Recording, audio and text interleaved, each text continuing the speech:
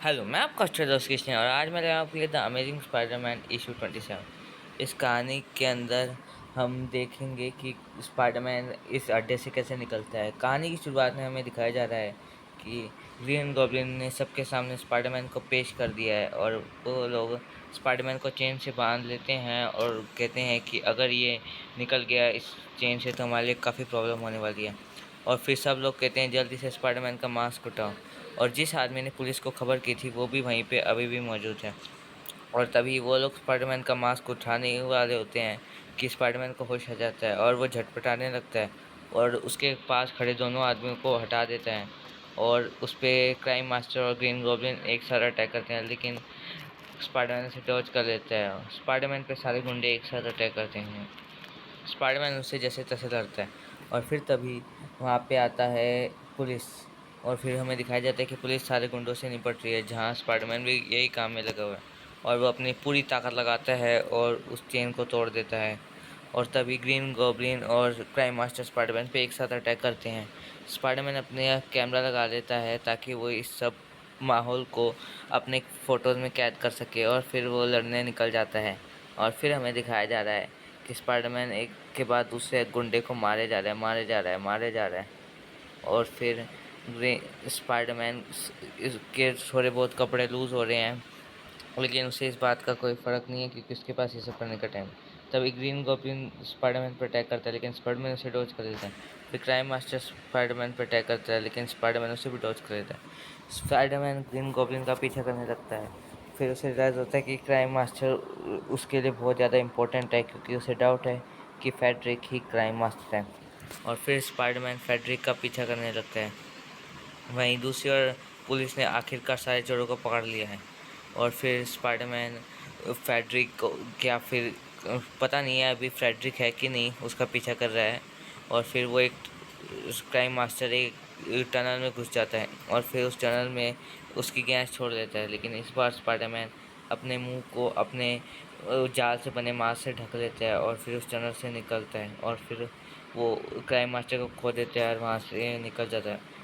फिर स्पाइडरमैन सोचता है कि अगर क्राइम मास्टर ही फेडरिक है तो क्राइम मास्टर और या फिर फेडरिक उसके घर में नहीं होगा, मुझे उसके घर में जाना चाहिए।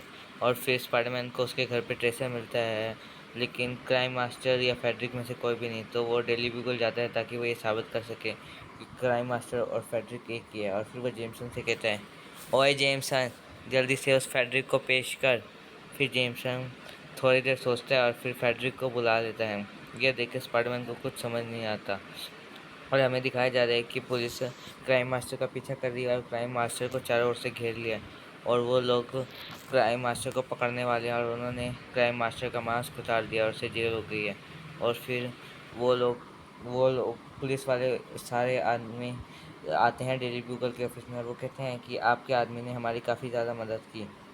और फिर स्पाइडरमैन को कुछ समझ नहीं आता। अगर आप सोच रहे हैं कि वो कौन था जिसने स्पाइडरमैन पुलिस को खबर की थी कि कहाँ होने वाली है क्राइम मास्टर की मीटिंग, तो वो फेडरिक ही था और ये ऐसा फेडरिक बताता है।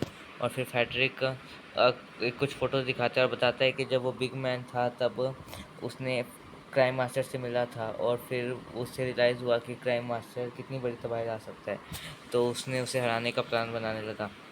और फिर जेमसन भी फेडरिक की तारीफ करने लगते हैं और स्पाइडरमैन वहाँ से निकल जाता है। उसकी लॉस कॉस्ट्यूम के कारण वो गिर जाता है और वहाँ के सारे लोग उस पर हंसते हैं। और फिर स्पाइडरमैन निकलता है और अपनी उस घटिया कॉस्ट्यूम को निकालता है।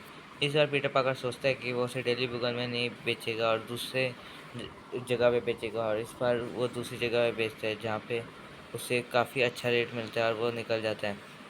वहीं दूसरी ओर जेमसन काफ़ी खुश है क्योंकि पुलिस जेमसन या फिर डेली ब्यूगल और फेडरिक की काफ़ी ज़्यादा तारीफ़ कर रही है क्योंकि उसने क्राइम मास्टर को पकड़ा। और फिर सब लोग बहुत ज़्यादा जेमसन की बड़ाई कर रहे हैं, लेकिन पीटर पार्कर को उसकी कॉस्ट्यूम अभी भी नहीं मिल रही है, तो वो अपनी कॉस्ट्यूम सिलने का प्लान बना रहा है।